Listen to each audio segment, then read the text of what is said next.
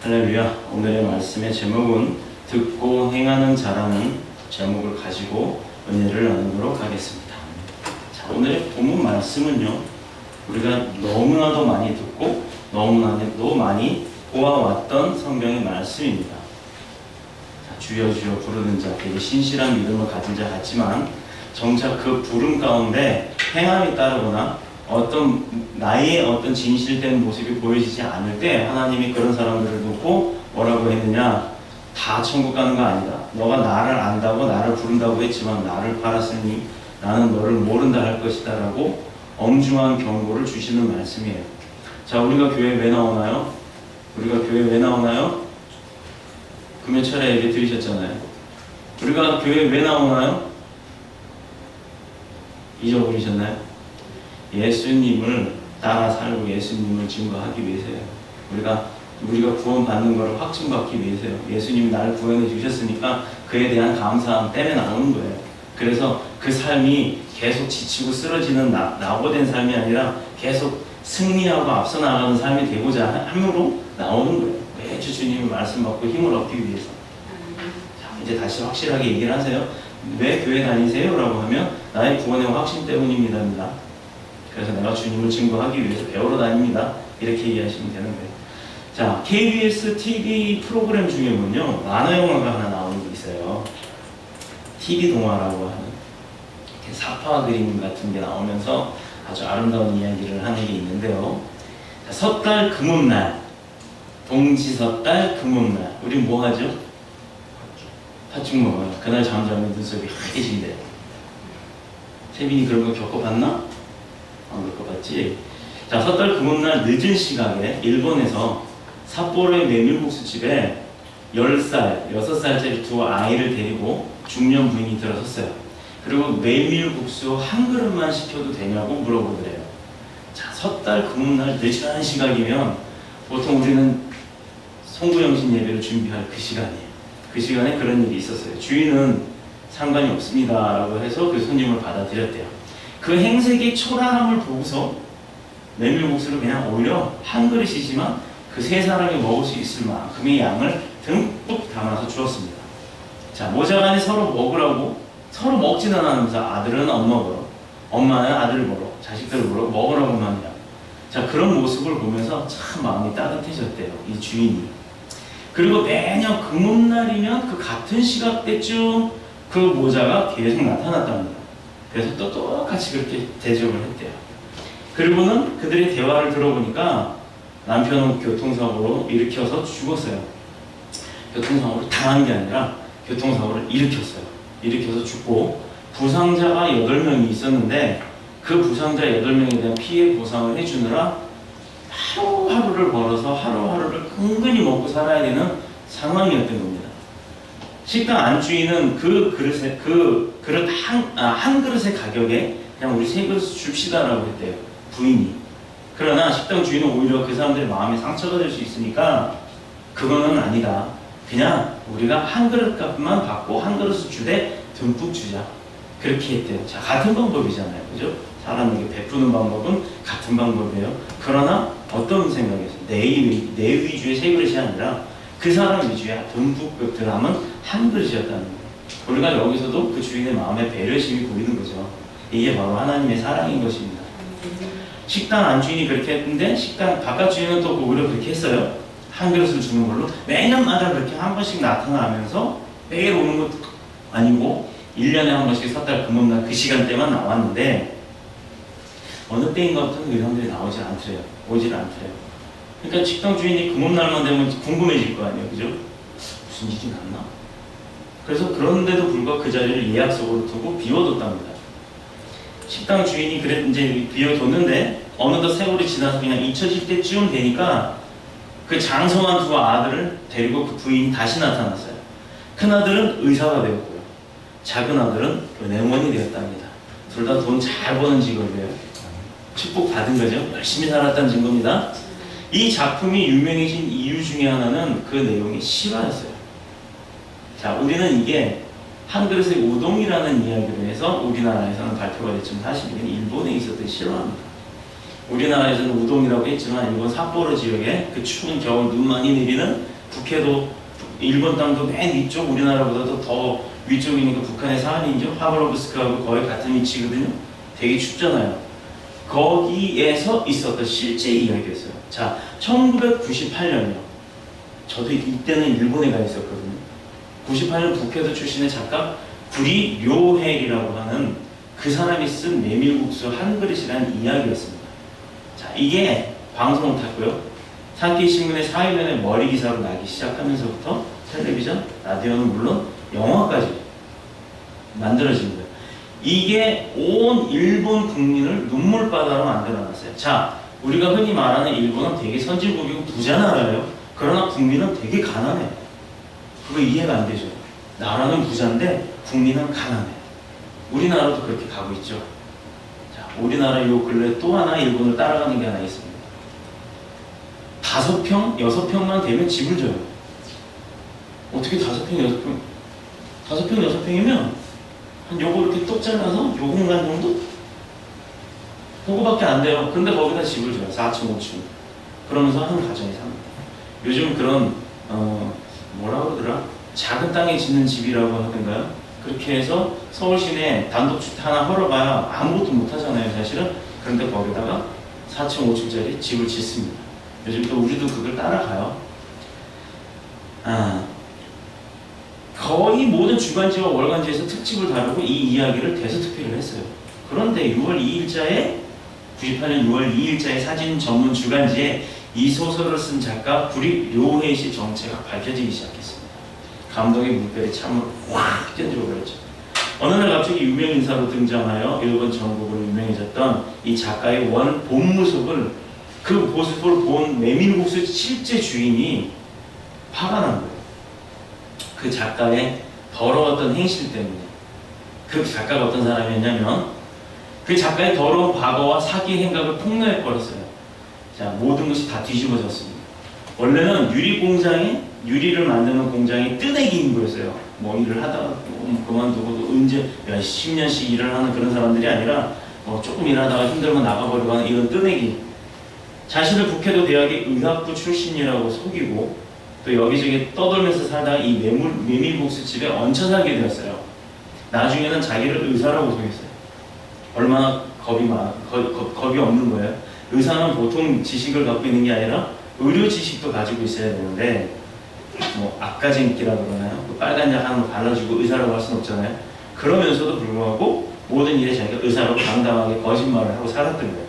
그리고 나중에 이 집에서 그 메밀국수 사장 집에서 얹혀 살 때 쫓겨날 때는 오히려 메밀국수 집 주인의 차를 훔쳐갖고 달아났어요.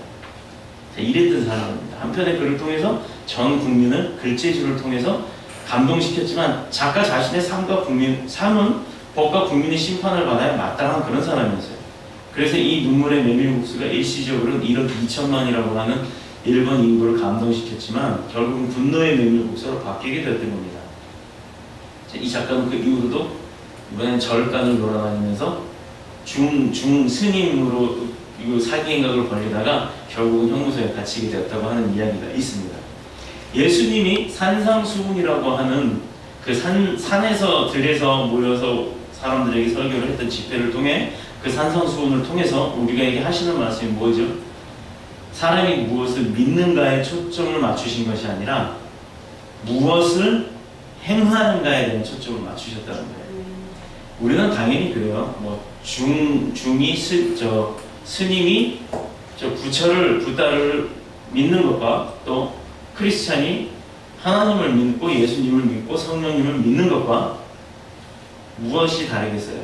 믿는다는 것 자체는 잘못된 믿음과 옳은 믿음의 차이는 있겠지만 뭔가 자기가 믿고 있다는 건 똑같아요. 그죠? 그런데 하나님은 믿는 것도 중요하지만 그 믿음에 초점을 두신 게 아니라 그 믿는 자가 어떻게 행하고 사느냐에 대한 초점을 두셨다는 겁니다. 오늘의 본문의 핵심이 뭐죠? 나더러 주여 주여 하는 자마다 천국에 다 들어갈 것이 아니다. 다만 하늘에 계신 내 아버지의 뜻대로 행하는 자야만이 들어갈 수 있다라고 말씀을 하셨어요. 21절에요. 여기서 주여 주여라고 하는 내용은 예수 그리스도를 향한 우리의 신앙 고백입니다. 주여, 주. 주. 우리가 한자로 주님 할 때 쓰는 그 주자는 주인 주자를 쓰는 거예요. 나를 만드신 분이기 때문에 나의 주인이 되십니다. 그래서 우리가 주님이라고 하는 거예요. 예수 그리스도를 향한 우리의 신앙 고백을 통해서 매우 신성하고 또 가장 종교적이고 또 자신의 신앙을 가장 잘 표현하는 그런 말이기도 해요. 주님, 주여, 주여 이러는 것이, 특히 교회 안에서 주님을 찾고 부르는 이 말은요, 기도 때나 예배 때나 찬양 가운데 늘상 나오는 이야기입니다. 심지어 우리 대화 가운데도 주님이라는 말이 참 많이 나오잖아요. 그렇죠? 근데 이 주여 주여라는 말에는 두 가지 중요한 의미가 포함되어 있습니다. 첫째, 그 주여 주여라고 반복되는, 이게 뭐죠? 실이 막 나와. 주여 주여라고 반복되는 그 말을 통해서 그 사람과 예수님과의 그 사이가, 예를 들어 제가 주님 주님 하면 저와 예수님과의 그 사이가 얼마나 긴밀하고 밀접한지에 대해서 나오겠죠. 자, 우리가 차 집사님이 이정도 집사님 통해서 정도씨 이러다가 또 차 집사님도 생소하죠? 경숙씨 이러다가 자기야 이러다가 어느 날 이제 여보 당신이 되고 그렇게 되는 거예요. 자, 그러면 처음에 가람이 너 오빠라 그러지 그냥, 그치? 종훈 맞지? 종훈 씨라고는 안 해봤을 거예요. 근데 종훈 씨라 그러면 어색할 것 같지만 종훈 씨라 그러면 상당히 거리감이 느껴져요, 그죠? 그렇죠? 그런데 종훈 씨가 아니라 뭐 자기로 바뀌면 되게 친밀해지죠. 근데 우리가 예수님, 하나님 이럴 때 하고 주님 보고 자기야 그럴 수는 없잖아요. 그렇죠? 주님 보고 자기야라고도 하나? 자, 그렇게 그 주여 주여라고 하는 말의 뜻의 가운데는 주님과 나와의 그 친밀성을 두고 얘기하는 의미도 있다는 얘기입니다. 우리는 지극히 사랑하는 사람의 이름을 부를 때는요, 마음에 가득 차는 기쁨이 있어요. 내가 사랑하는 사람을 만나려고 할 때는 기쁨이 있어요. 여러분 기쁨 가지고 오늘 예배 나오셨나요? 아멘. 여러분 기쁨 가지고 예배 나오셨나요? 아멘? 아멘? 아멘. 당당하게 아멘 하세요. 주님 만나는데 소망을 갖고 기쁨을 가지고 나오시는 겁니다. 어린아이가 다급해졌을 때 누굴 찾아요? 자, 세빈이 갑자기 넘어졌어, 다쳤어, 누구 찾아? 오빠 찾아? 강도사님 찾나? 엄마 찾지? 그치? 엄마 이러고 부르잖아요. 자, 엄마를 계속 찾고 부르는 것에, 그것을 통해서 아이들은요 만족감과 또는 안도감을 느끼기 때문이에요. 우리도 그래요. 이정도 집사님은 안 그랬나요? 어렸을 적에 넘어졌고 다치면 엄마 하고 울지 아빠 하고 우는 사람 거의 없어요. 근데 제가 아는 사람 중에 누구 하나는요, 넘어지거나 놀라면 아이코 엄마 이래야 되는데 아이고 아버지 이러시는 분이 있어요. 어느 권사님이신데 아이고 아버지 이래요. 정말 신기하더라고요. 우리 큰 처형이셨어요. 아이고 아버지 이래요. 놀래요. 얼마나 하나님을 마음속에 두고 사셨으면 아이고 엄마 이게 아니라 아이고 아버지가 나와요. 그 아버지가 장인어른인 줄 알았어요. 장인어른이 아니라 하나님 아버지더라고요. 내가 거기에서 정말 놀랐고 은혜를 많이 받았고, 그분은 돌아가실 때 성경을 손으로 쓰시다가 돌아가셨어요. 그것도 참 축복이죠. 그렇게 아름다운 모습으로 하나님 앞에 부름받는 저와 여러분이 되시기를 축복합니다. 그만큼 성도가 주님과의 관계의 소중함이 그 일수를 통해서, 그 말을 통해서, 주님이라는 단어를 통해서 증명되고 있다는 거예요. 그러나 반대로 또 반대의 의미의 주여 주여라고 하는 게 있어요. 습관적이고 너무나도 우리 몸에 배인 거예요. 아까 제가 분명히 얘기했던 천형처럼 아이고 주여, 이거는 그런 의미의 주여가 아니잖아요. 정말 의지하는 분이 내 마음속에 있기 때문에 그분이 드러나는 거지만, 주여 주여 아이고 주여 이러고 다니는 분들이 있어요. 주님 이러고 뭐 하다가 누가 뭐 주님 뭐 이러는 분들이 있어요. 괜히 엄숙한 척 거룩한 척. 하나님은 분명히 이런 습관적이고 몸에 배어버리고 입술에 붙어버리고 말라버리고 이런 형식적이고 공허한 고백을 표현을 하셨던 겁니다. 저 오늘의 본문에서 나왔던 주여 주여 하는 자마다 다 천국 것이 아니다라고 하셨을 때 그 주여 주여가 바로 지금 두 번째 주여 주여가 되는 거예요. 마치 기도하는 사람이 시간이나 때우려고 의미 없이 주님 주님하고 부르는 그런 기도, 또 생각이 다른 곳에 가 있는 것과는 같은 그런 것을 의미하는 거예요. 우리 마음은 여기 와 있는 게 아니라 마음은 딴 데가 있어요. 마음의 집에 냉장고에 넣은 아이스크림 빨리 가서 먹어야지 이런 생각, 그런 생각 갖고 있어요. 여기서 설교하다 보면요, 아무도 없네요. 그런 생각하는 분이 보이거든요. 다 보여요. 근데 없어요. 그래서 감사해요. 그래서 우리 교회 좋은 교회예요. 주님을 사랑하고 주님을 사모하는 그런 마음이 아니라 사람에게 보이려고 하는, 드러나려고 하는 그런 거룩한 척하는, 혹은 자신의 만족을 위해서, 나의 만족, 나의 대리 만족을 위해서 마치 내가 그러면 주님이 나와 동행하고 주님이 나를 보호하고 무슨 부정마냥 그러는 사람들, 형식적인 그런 부르짖음을 의미하는 겁니다. 두 번째 주여 주여라고 했던 부분. 그렇기 때문에 우리는 사람들이 어떤 뜻으로 주님을 부르는지, 주여 주여 하는지 그 참된 의미를 알 길이 우리는 없어요, 사실은. 그러나 하나님은 그걸 알고 계신다는 거예요. 왜? 우리 마음의 중심을 보시는 분이기 때문에 이분이 진짜 이게 형식적으로지, 누구를 위해서 드러나려고 하는 건지 아니면 보이기 위해서인 건지를 알고 계신다는 거예요. 특히 열심히 있는 신앙인들이 시도 때도 없이 주문처럼 외우는 주여 주여, 이런 거는 그들의 충성된 신앙에 반해서 주시는, 주는 것처럼 보여지기도 해요. 어쩌면 그 사람이 되게 신앙심이 깊은 사람처럼 그렇게 보이기도 합니다. 그러나 주님은 주여 주여 한다고 다 천국 들어가는 게 아니라고 분명히 선포하셨어요. 문제는 바로 여기에 있습니다. 야고보서 2장 19절에 보면요, 내가 하나님은 한 분인 줄 믿느냐? 잘 하는도다. 귀신들도 믿고 떠드느니라.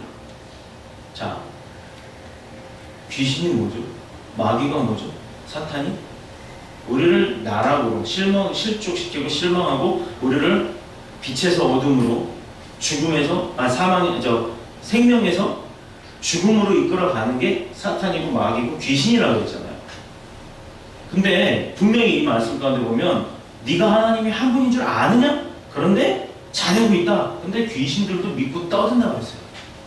자, 우리가 믿음을 갖고 산다는 이 말씀 가운데 의미는요, 우리가 믿음을 갖고 산다고 했을 때 우리가 다 승승장구할 수만 있다는 게 아니라는 거예요. 믿음을 갖고 산다고 해도 내 곁에는 천사가 있으면 사탄이 있다고 그랬죠. 좋은 생각이 있으면 나쁜 생각이 동시에 있다고 그랬어요. 근데 내가 중심을 어디다 뒀냐? 좋은 생각, 천사의 방향으로 가줘야 되는데 사탄의 게임이 더 재밌고 즐겁고 행복하다고. 하나님의 길은, 천사의 길은 힘들고 좁은 길이에요. 누가 좁은 길로 가려고 하겠어요? 가시가 막 이렇게 나 있는 요만한 길을 이러고 가려고 하겠어요? 넓은 길 그냥 이러고 막 가려고 하지. 그게 편하니까. 그래서 이 말씀을 잘 들어야 돼요. 잘하는도다 귀신들도 믿고 떠요. 귀신도 하나님 계신 게 한 분이라는 걸 믿어요. 알아요. 더 잘 알아요, 우리보다. 그런데 하나님 편으로 가는 거를 싫어하기 때문에 끌어내리려고 작정을 하고 덤비는 거예요. 그러면 우리가 그런 사탄의 세력을 이기려고 하면 믿음만 가지고 되겠습니까? 믿음을 통한 행함이 있어야지 이길 수 있다는 말씀이에요. 더 잘 알기 때문에, 그들이 나를 더 끌어내리려고 하기 때문에 내가 발을 한 번만 잘못 디뎌도요, 그 아래로 떨어져 버리는 거예요. 떨어지면 못 올라와요. 우리 간혹 인터넷 같은 데 보다 보면 위구르 지역이라고, 중국 신장 지역에 위구르라는 마을이, 민족이 사는 곳이 있는데 그곳은요 정말 낭떠러지 벼랑 끝에 이렇게 길이 나 있어요, 산에. 거기를 덤프트럭 같은 게 막 다녀요. 근데요 정말 난 아이러니한 게 차 한 대가 겨우 가는 길인데 마주와요. 피해가요. 그리고 또 어느 지역은 밑에 덤프트럭 떨어져 있는 게 수백 대가 떨어져 있더라고요. 밑에 보이지도 않아요. 까맣게 운전석에서 이렇게 내다보면 바로 여기에요.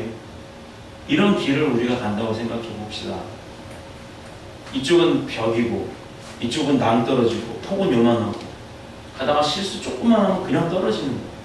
그래서 우리가 늘 깨어서 기도해라 라고 하시는 말씀이, 잠시 잠깐 방황하고 잠시 잠깐 내가 나고되고 잠시 잠깐 내가 다른 생각을 했을 때 바로 끌려간다는 거예요. 한번 끌려가면 되돌아오기가 힘들어요. 그러니까 끌려가지 말라는 얘기예요. 안 끌려가고 물리치라는 얘기입니다. 그 능력을 주여 주여 하는 자한테 주신다는 거예요. 근데 헛되게 내 머릿속으로 다른 생각하면서 그런 일이 왔을 때 주여 주여라고만 하면 끌려간다는 얘기예요. 자, 귀신들도 우리가 주여 주여 하면 그 그것이 무슨 의미인지를 너무 잘 안다는 거예요. 그래서 그들도 무서워하고 벌벌 떨겠죠. 근데 내가 주여 주여라고 하는 게 진짜 그 주님을 위한, 주님을 찾는 그런 내 마음의 정성이 담긴 주님이 아니라면 귀신들도 그 마음을 안다는 거예요. 내가 겉으로 나는 벌벌벌 떨면서 믿음도 없이 담대함도 없이 내가 예수 그리스도 잃어버리면 떠나라 한다고 해서 떠나냐고요? 안 떠난다고. 내가 명할 때 주님의 능력이 너한테 선포돼서 너네 사탄들이 다 물러갈 것이라는 믿음이, 확신이 있을 때 내가 선포를 하면 도망을 가는데, 두려워하면서 그러면 도망 안 간다는 얘기예요. 걔네들도 그 마음을 너무 잘 알기 때문에. 바로 이 말씀입니다.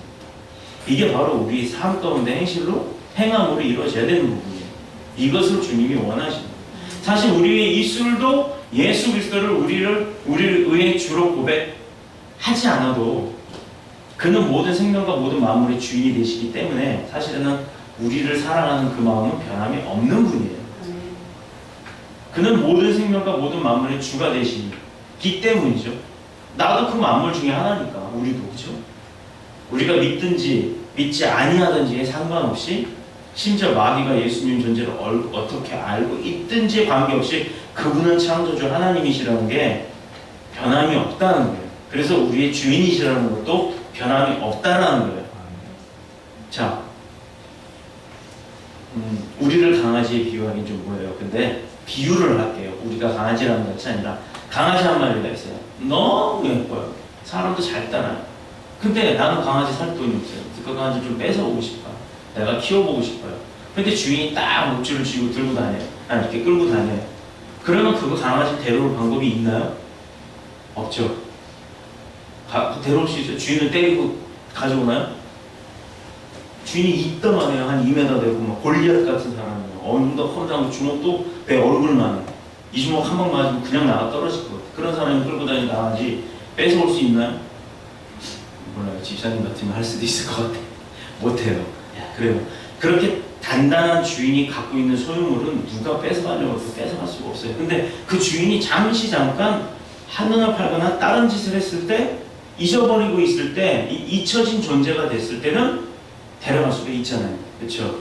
우리도 그렇습니다. 우리의 삶도 주님한테 잊혀지지 않는 꽉 붙들림 받은 그런 삶이 되어야 된다는 거예요.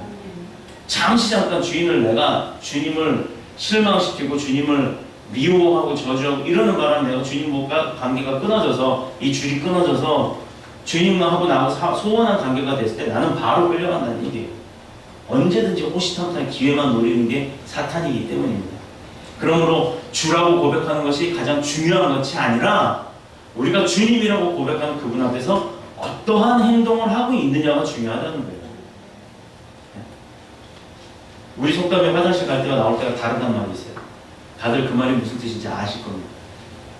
믿음의 생활도 그래요. 하나님께 의뢰하고 또 매달릴 때는 하나님밖에 모른다고 그렇게 한 사람 참 많아요. 저도 한때는 그런 적이 있었어요. 문제가 해결되고 어려움에서 벗어나면요, 막 그렇게 100일 처리하시고 하고 100일 처리하도 하고 새벽 예배 빠지지도 않고 다니고 이러다가 해결되고 나면 느슨해져요. 제가 그랬어요. 문제가 해결되니까 그 어려움에서 벗어나고 나니까 하나님을 외면하는 신앙인들이 종종 생겨납니다. 이거는 옳은 믿음이 사실은 아닙니다. 옳은 믿음이 아니에요. 문제의 해결을 위해서 마치 오늘의 본문의 말씀처럼 주여 하는 것 뿐이에요. 주님이 해결사입니까? 맞아요. 해결사는 맞는데, 내가 주님한테 내 문제를 해결받기 위해서 주님을 찾는 거냐고. 내가 내 아버지한테요, 내 친아버지한테 내가 집을 한 채 얻기를 원해요. 내가 이제 결혼을 해서 살려고 그러는데 살 집이 없어요. 근데 집을 살려니까 한 5억 달러요. 한 3억? 5억? 3억? 얼마지? 한 5억 달라고 그래요. 근데 5억이 없어요, 내가. 근데 우리 아버지는 한 100억쯤 갖고 있는 분이에요. 그러니까 아버지한테 알랑방구도 끼고 별짓 다 해요. 요즘 롯데가가 그런 일이 벌어졌죠? 큰아들과 작은아들, 딸, 이게 다 엄마 아빠 다 달라요. 아빠는 같아도 엄마들이 다 달라요. 그러니까 형제들 간에 정도 없어요. 이게 문제가 심각해요. 그러니까 우리는 가난해도요, 행복한 거예요. 그게 행복한 거예요. 그런 거 가지고 싸울 일이 없잖아요. 그죠? 그게 행복한 거예요. 하나님은요, 모든 가정의 형편에 따라서 그 가정에 맞을 만큼만 축복을 하십니다. 감당할 만큼만 은혜를 주세요. 그래서 그게 또 그만큼 감당이 이루어지고 나면 그 다음에 더 큰 축복을 부어주시는 게 하나님의 섭리예요. 우리가 그 감당을 계속해서 키워나가야 됩니다. 자, 어제 가람이가 어젠가요? 그젠가요? 교회 뭔가를 사갖고 왔어요. 저도 아직 못 봤어요. 그게 뭔지. 근데 이제 지난주에 국수를 사모님이 삶으면서 젓가락이 긴 게 필요하다고 뭐 그랬다는. 근데 그걸 이제 혼잣말로 그랬는데 그걸 가람이가 귀를 담가 듣고 있다가 긴 젓가락과 이렇게 손잡이가 있는 국자? 맞아요? 네. 우리 근데 국자가 손잡이가 없어요? 아, 창피해라. 그걸 사왔대요. 그리고서 하는 말이 나중에 돈을 더 벌면 더 좋은 거 사오겠다고 하더랍니다. 자, 가람이가 매주 반주자로 사역을 하면서 맨 앞자리에서 눈도 이제 피 크게 뜨고 그리고 말씀을 경청하는 모습을 볼 때마다 저는 참 이뻐요. 대놓고 얘기하니까 좀 그러네. 근데 그런 모습을 하나님이 보고는 얼마나 더 이뻐할까 하는 생각도 해봤어요. 국수 삶으면서 사모가 혼잣말로 하는 소리를 귀담아 듣고 그렇게 섬기는 모습 자체가 정말로 감동을 받았습니다. 내가 맞아. 우리가 사는 게 바로 그런 거예요. 그런 작은 감동. 상대가 어떤 이야기를 했든지 간에 그거를 잠시 흘려듣는 것이 아니라 마음속에 심어두고 있다가 그 사람이 잊어버리고 있을 때쯤 돼서 뭐 그런 걸 또 베풀어주고 내가 물론 그 사람이 마음에 들려고 하는 건 아니에요. 그게 바로 두 번째 주요가 되는 거겠죠. 가람이가 했던 그 행동이 첫 번째 주요에 해당된다라고 저는 믿고 있습니다. 바로 그런 작은 섬김을 통해서 우리 주님을 기쁘게 해드리는 것이 하나님께서 우리에게 바라는 첫 번째 주요가 되는 것이겠죠. 형편이 넉넉해서가 아니라 용돈이 많아서가 아닐 거예요. 가람이 용돈이 많지는 않을 거예요. 자, 그 값어치가 얼마나 크냐 적으냐에 따라서 달라서 그거하고는 상관없이 아무리 저렴한 데 가서 1,000원짜리를 사왔든 뭘 됐든 그거를 사가지고 오는 그 마음이 중요해요. 자기 자신의 쓸 것도 많을 텐데 그 마음 가운데 교회에 필요한 것이 무엇인지를 알고 그것을 준비해온 그 마음을 저뿐만 아니라 하나님께서도 기뻐하실 줄 믿습니다. 오늘날 우리 주위에 명목상의 크리스천들이 얼마나 많은지 몰라요. 우리는 그 사람들 가운데서 옥석을 구분하기가 어렵습니다. 정말 어려워요. 이단들의 경우는 더더욱이 심해요. 우리 주변에 이단 엄청 많아요. 우리 학원에도요 이단을 섬기고 있는 아이들이 3명이나 돼요. 점점 늘고 있어요. 제 추세로 따지면 비율로 따지면 더 많아요. 예전에 비하면 하나도 없었는데 3명이나 늘었고 아이들은 줄었는데 그 비중에 3명이 늘어났으면 막 커진 거예요. 그게 어떻게 보면 이 세상의 현실인 것 같습니다. 요즘요 아마도 제 추측입니다. 제가 본 환상도 있지만 추측이 있어요. 그 뭐냐면 대형 교회가 오히려 이단화 된다는 게 아니라 대형 교회가 이단한테 팔리지 않을까. 저는 그게 너무 걱정이 되는데 그걸 위해서 우리가 많이 기도를 해야 될 것 같아요. 율목교회가 그랬죠. 또 성남에도 큰 교회 2군데가 그렇게 됐어요. 물론 그 사람들이 이단한테 파는 건 아니에요. 다른 업자들한테 팔았고 그 업자들이 다시 이단한테 더 좋은 가격에 팔게 되었기 때문에 그렇게 넘어가게 되는 거예요. 교회가 더 큰 교회를 짓는다고 기존 교회를 팔고 나가면서 그런 일들이 벌어지고 있습니다.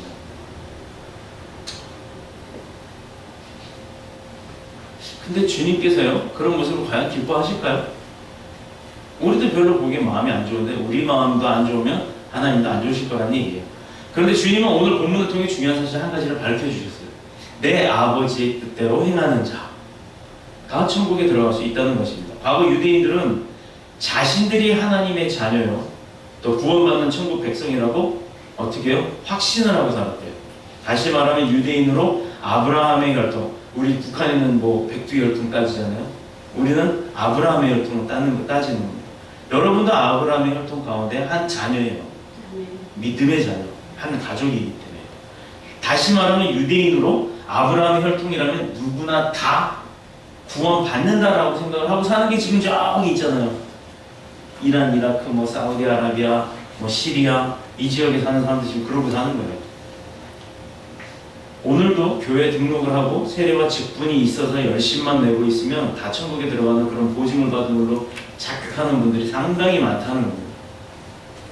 심지어 어떤 사람들은 22절에 기록된 대로 주님의 이름으로 온갖 능력과 기적을 행하고요. 누구 이름이요? 누구?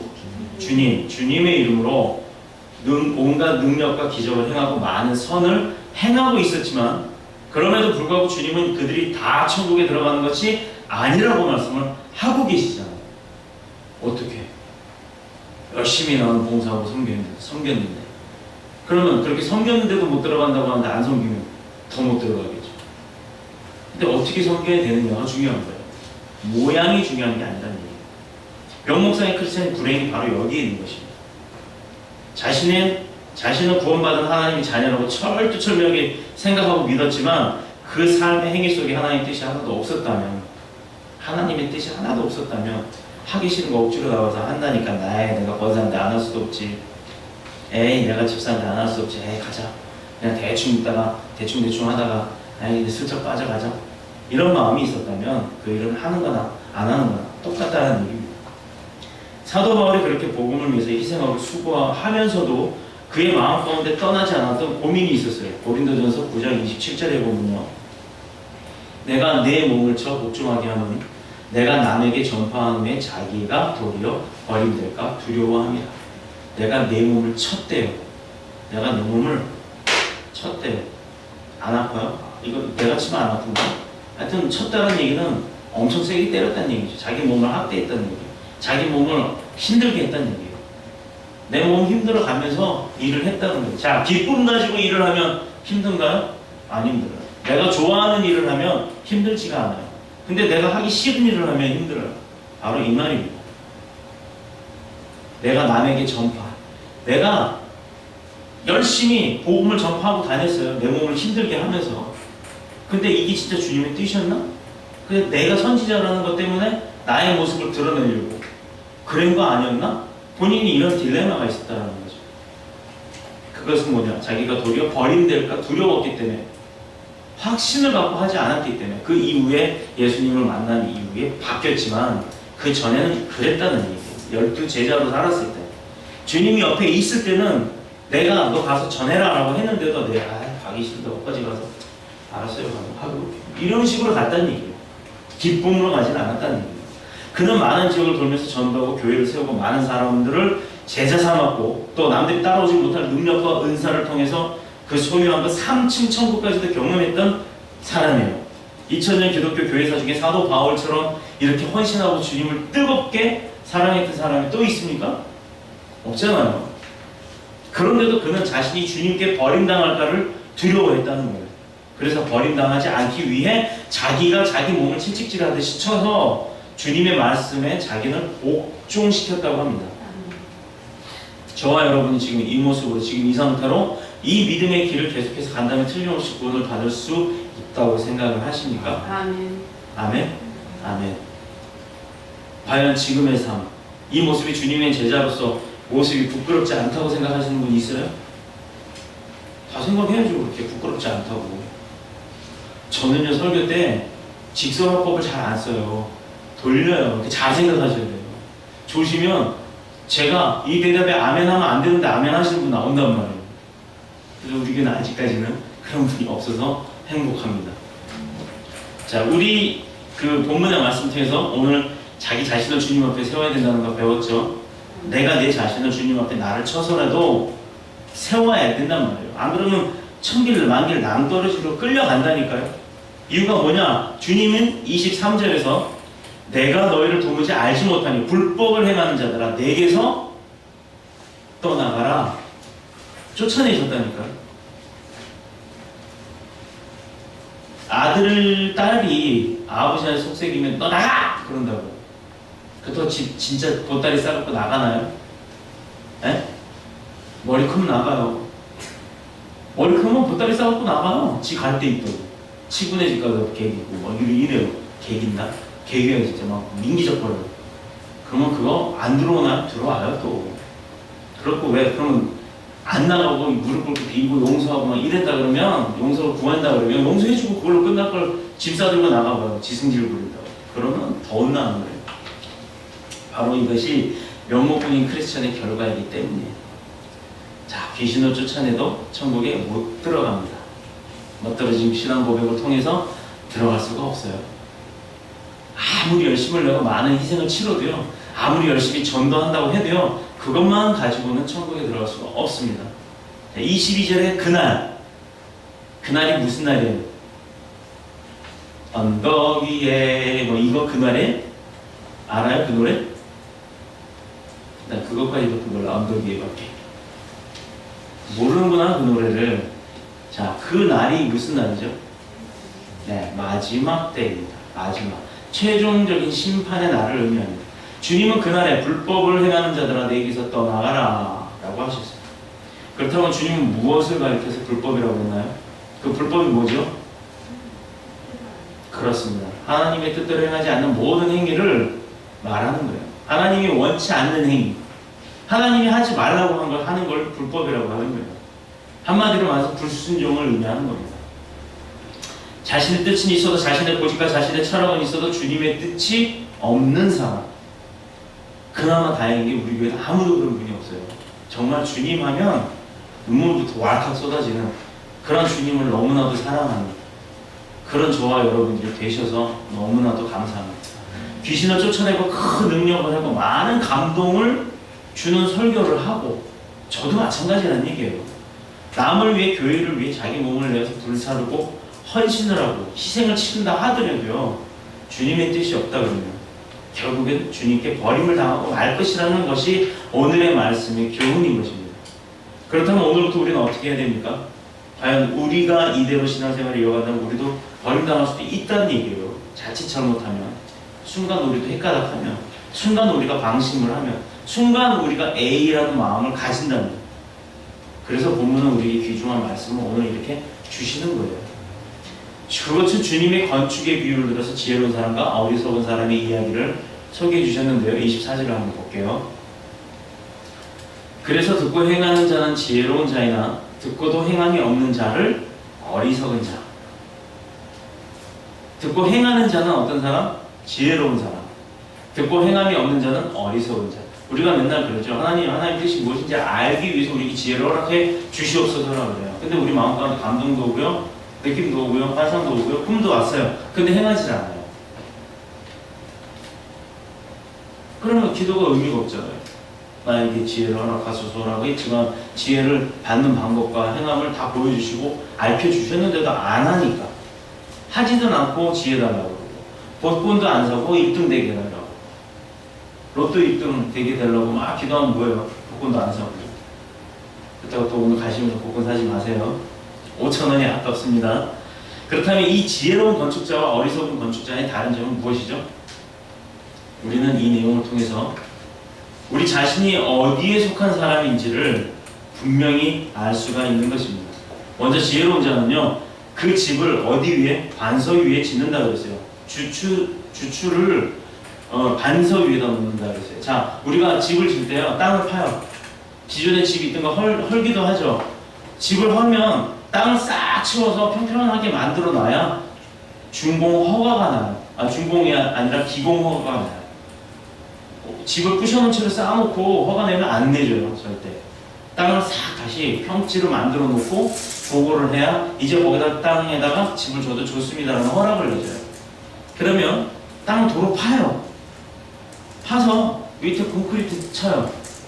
그리고 정화조 놀 공간 놓고 나서 집을 짓기 시작을 해요. 자, 근데 우리가 아라비아 산업 그 모래사장 한복판에다가 땅을 파요. 파도 모래는 무너져서 계속 쏟아질 거예요. 하여튼 팠다고 쳐요. 그래서 이만큼 구덩이가 생겼어요. 거기다가 콘크리트 붓고 건물을 졌다고 쳐봅시다. 한 20사람이 며칠 전에, 얼마 전에 차에 깔린 여학생 구한다고 차 드는 것처럼 그 집을 밀었다 그러면 그 집이 넘어갈까요? 안 넘어갈까요? 넘어갑니다. 왜냐? 바닥이 단단하지가 않기 때문에. 그런데 이런 돌바닥 같은데 돌을 다 캐내고서 거기 단단하게 집을 졌다 그러면 절대로 밀어서는 넘어가지는 않을 거예요. 쓰러지질 않을 거라는 얘기입니다. 자, 반석 위에 짓는 주춧돌이라는 것. 기본이 되는 돌. 그 돌을 단단한 땅 위에다가 다지고 그 위에 집을 졌을 때는 기초가 튼튼하니까 쓰러질 염려가 없다라는 거예요. 저 뒤에 카메라를 한번 보세요. 다리가 만약에 2개짜리 다리에다가 세워놨다 그러면 넘어가겠죠. 앞으로든 옆으로든. 근데 저렇게 삼각형으로 딱 두니까 어디를 밀어도 넘어지지 않게끔 딱 버티고 있잖아요. 그렇듯이 자동차가 오토바이처럼 두 바퀴로 간다 그러면 옆으로 넘어지겠죠. 쓰면. 근데 자동차 네 바퀴니까 안 넘어가죠. 세 바퀴라고 하는 3륜차라는 게 있었어요. 아는 분들이 있을 거예요. 오토바이처럼 생겼는데 핸들이 달려있어요. 그리고 이렇게 생긴 옛날 삼립식빵차가 그런 게 많았어요. 앞에 바퀴 하나, 뒤에는 두 개. 근데 이 차가요, 얼마나 웃기냐면 막 달리다가 핸들을 확 꺾어버리면 휘가닥 뒤집어져 버려요. 그래서 죽는 사람들이 많았었어요. 제가 현종이 나이 때쯤 그런 차가 많았습니다. 삼립식빵차가 많았어요. 뒤집어 있는 것도 많이 봤어요. 자, 그렇게 불안정하다는 거예요. 이 반석 위에 세워진 집은 무슨 일을 꾸미고 바람이 불고 무슨 벼락이 치고 한다 그래도 깨지질 않아요. 그러나 모래 위에 세워진 집은 바람만 불어도 넘어간다는 말씀이 바로 이런 뜻이었어요. 어리석은 자는 집을 빨리 세우는 결과에만 집착을 하죠. 그러다 보니까 아무데나 막 세워요. 똑같은 집인데도 바닥이 튼튼하지가 않으니까 넘어간다는 거예요. 근데 현명한 사람은 서두르지 않아요. 조급함도 없어요.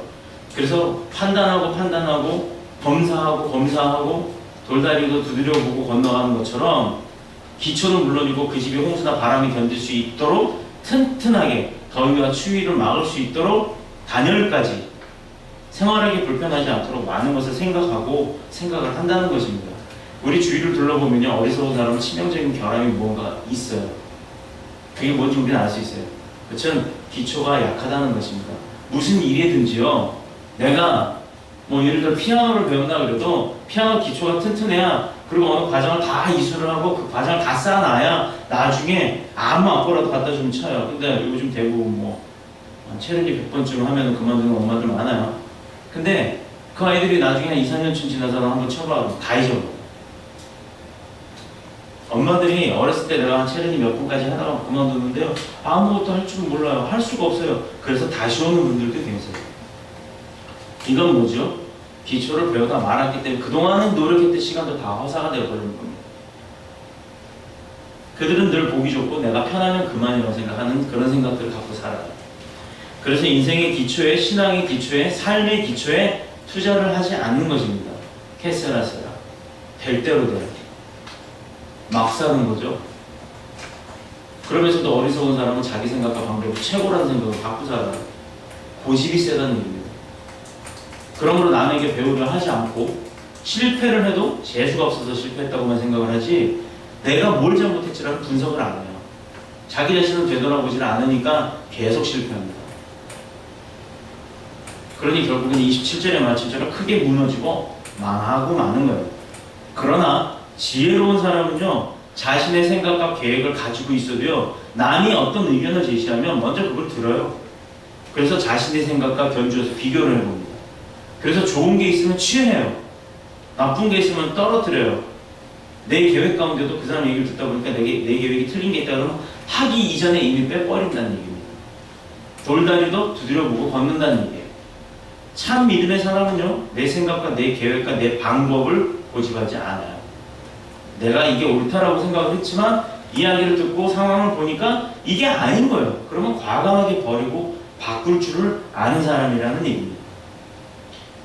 그러나 어리석은 사람은요, 급한 마음이 있어서 많은 실수와 위기를 만나고 넘어져요. 여기 A형이 있어요? A형? 이렇게 좋아 제가 A형이라서가 아니라요, A형의 습성 중에 하나가 느려 터진 거예요. 정말 뭘 시키면요 느려요. 게을러서가 아니라 이번에 뭐 예를 들어서 무슨 계획을 좀 짜봐 그러면 그 계획을 어떻게 철저하게 짜갖고 오는지 느려요.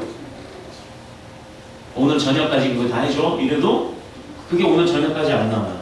왜 그러냐, 검토해보고 사례도 확인해보고 이것저것 자료를 찾느라 쓰기 이전에 자료 찾는 시간에 너무 많은 투자를 한다는 얘기예요.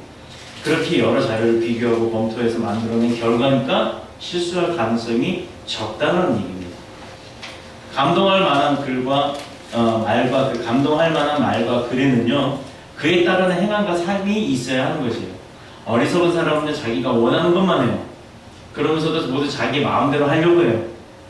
그래서 예수님도 자기 마음대로 교회의 신앙도 자기 마음대로예요. 그러나 현명하고 지혜로운 자는요, 듣고 순종함으로 자기 중심이 아니라 그리스도 중심, 또 말씀 중심, 교회 중심으로 행하는 사람인 줄 믿습니다. 아멘. 이런 사람을 주님이 도우시고요, 우리 인생의 모든 바람과 물결 가운데서도 지켜주시고 바르고 복된 길로 인도하셔서 영원히 복된 존재를 살게 하시는 줄 믿습니다. 아멘. 그리스도 중심, 말씀 중심, 교회 중심으로 기쁘게 살며 주님의 뜻대로, 그리고 그 뜻을 바로 알아가는 저와 여러분이 되시길 그리스도이신 예수님의 이름으로 축복합니다. 아멘. 기도드리겠습니다.